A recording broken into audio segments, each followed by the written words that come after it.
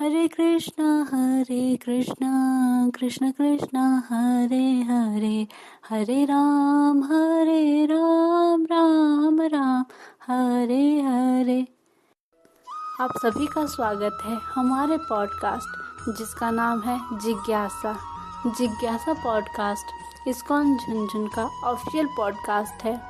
आज की पॉडकास्ट में हम चर्चा करेंगे कृष्णा की ओर, जिसका द्वितीय अध्याय है कृष्ण संकीर्तन तथा कृष्ण को जानने की विधि, जिस पर हम चर्चा करेंगे।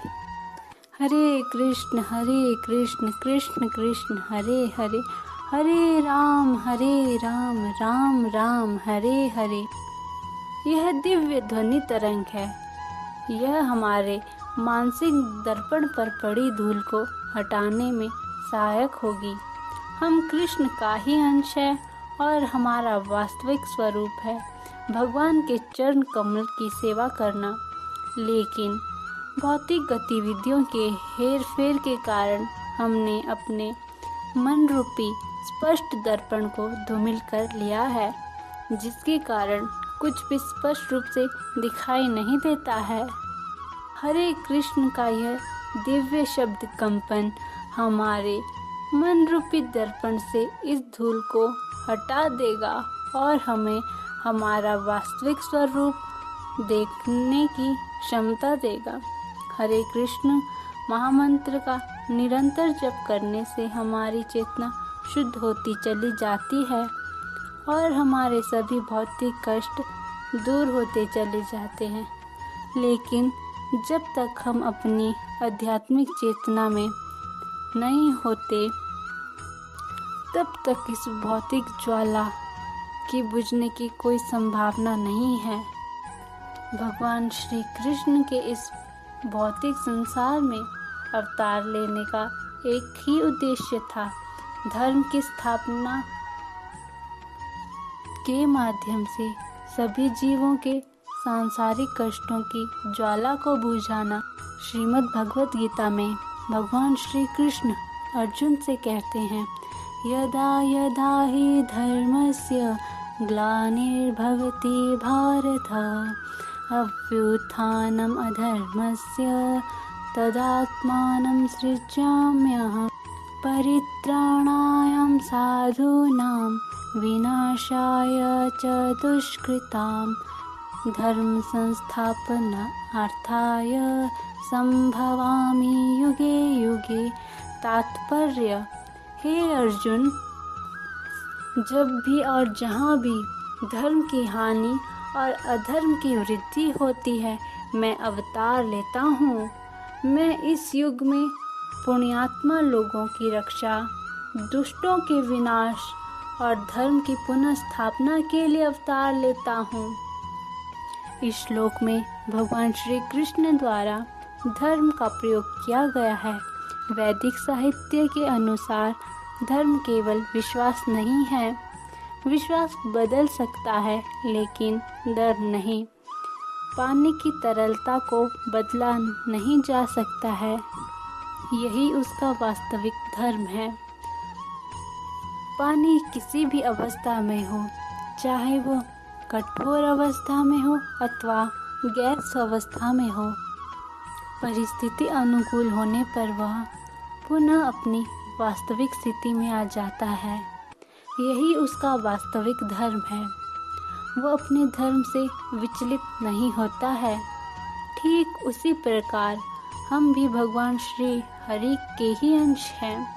हमारा वास्तविक धर्म है भगवान के चरण कमलों की सेवा करना, उनके नाम का संकीर्तन करना तथा हर क्षण उन्हीं का चिंतन करते रहना। निरंतर हरि नाम का जप करते रहने से हम अपने मूल रूप को पुनः प्राप्त कर सकते हैं। भौतिक संपर्क में आने के कारण हम हमारी चेतना का दुरुपयोग करते जा रहे हैं। जिस चेतना का उपयोग हमें भगवान की सेवा में करना चाहिए, उसका दुरुपयोग हम भौतिक संसार के लोगों के लिए करते जा रहे हैं।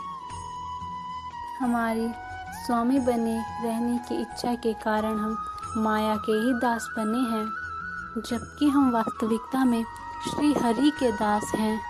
जब हमारी चेतना शुद्ध हो जाएगी तो हम स्वयं ही अपने आप को श्री कृष्ण के दास के रूप में देख पाएंगे। मनुष्य को यह नहीं सोचना चाहिए कि भौतिक संसार और आध्यात्मिक जगत में उसकी सेवाएं एक जैसी होगी। भले ही भौतिक संसार में हमारा सेवा का अनुभव कुछ सुखद नहीं रहा हो, लेकिन ईश्वरीय जगत में ऐसा नहीं है। आध्यात्मिक जगत में इसके विपरीत है। आध्यात्मिक जगत में सेवक और स्वामी में कोई अंतर नहीं, जबकि भौतिक जगत में स्वामी तथा सेवक में बहुत अंतर है। आध्यात्मिक जगत में सब कुछ एक जैसा है। उदाहरण के लिए महाभारत के युद्ध में हम देखते हैं श्री कृष्ण ने अर्जुन के सारथी के रूप में सेवक का पद ग्रहण किया। अपनी वैधानिक स्थिति में अर्जुन सेवक है, लेकिन यहाँ व्यवहार श्री कृष्ण सेवक की तरह कर रहे हैं। यदि कोई व्यक्ति कृष्ण भावनामृत को समर्पित हो जाता है तो श्री कृष्ण घोषणा करते हैं कि वह शीघ्र ही पुण्यात्मा बन जाएगा। उदाहरण के लिए यदि बिजली के पंखे से तार को हटा दिया जाए तो वह कुछ समय के लिए ही स्वतः चलेगा, लेकिन कुछ समय पश्चात वह बंद हो जाएगा। जैसे ही हम श्री कृष्ण की शरण ग्रहण करते हैं, हम अपने सकाम कर्मों के बटन को बंद कर देते हैं। यद्यपि ये कर्म कुछ समय तक ही चलते रहेंगे, लेकिन निश्चित ही शीघ्र बंद हो जाएंगे। इस बंधन में एक चोर की रोचक कहानी है। जो तीर्थ यात्रा के लिए जा रहा था, अपनी चोरी की आदत के कारण उसने अन्य भक्तों की वस्तुएं चुराने की सोची, लेकिन ऐसा करके वह खुद को दोषी महसूस कर रहा था। इसलिए उसने चीज़ों में हेरा फेरी करनी शुरू कर दी, लेकिन कुछ भी चुराया नहीं। सुबह उसने अन्य भक्तों के सामने स्वीकार किया कि उसने वस्तुओं में हेरा फेरी की, लेकिन कुछ भी नहीं चुराया, और उसने सभी से क्षमा मांगी। व्यक्ति सोचता है कि यह शरीर हमारा है, लेकिन जब वह शरीर छोड़ता है तो उसे अपने कर्मों के अनुसार ही नया शरीर धारण करना होता है।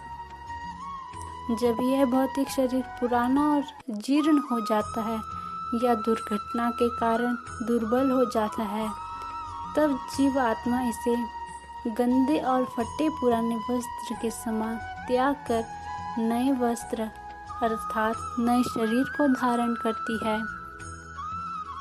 शरीर चाहे किसी भी अवस्था में क्यों न हो, लेकिन शरीर के भीतर रहने वाली जीवात्मा का स्वरूप कभी नहीं बदलता है। बच्चा जवान हो जाए तो भी उसके शरीर के भीतर रहने वाली जीवात्मा नहीं बदलती है। ऐसा नहीं है कि बच्चों के जवान होने पर उसके भीतर रहने वाली जीवात्मा भी बदल कर नहीं हो जाएगी। पद्म पुराण के अनुसार जीवों की 84 लाख योनियां हैं। मृत्यु के पश्चात हम किसी भी योनि को प्राप्त कर सकते हैं, लेकिन श्री कृष्ण आश्वासन दिलवाते हैं कि जो व्यक्ति अपने जन्म और मृत्यु के रहस्य के मूल को जान लेता है वह मुक्त हो जाता है। जन्म मरण के इस चक्र से मुक्त होने के लिए मनुष्य श्री कृष्ण के जन्म और कर्मों को कैसे समझ सकता है? इसका समाधान भी भगवद गीता के 18वें अध्याय में दिया गया है। श्री भगवान कहते हैं, मैं जो कुछ भी हूँ उसे भक्ति द्वारा ही समझा जा सकता है, और भक्ति के द्वारा ही मुझ तत्व में जानने के पश्चात मनुष्य भगवान के धाम में प्रवेश कर सकता है। भगवत गीता और श्री कृष्ण को यथा स्वरूप समझने के लिए एकमात्र आवश्यक योग्यता यह है कि व्यक्ति कृष्ण चेतना से युक्त हो। आखिर कृष्ण चेतना है क्या? यह महामंत्र का जाप करके मन के दर्पण से बुरी प्रवृत्तियों की धूल को साफ करके मन को कृष्ण में लगाना, यह एक आध्यात्मिक प्रक्रिया है।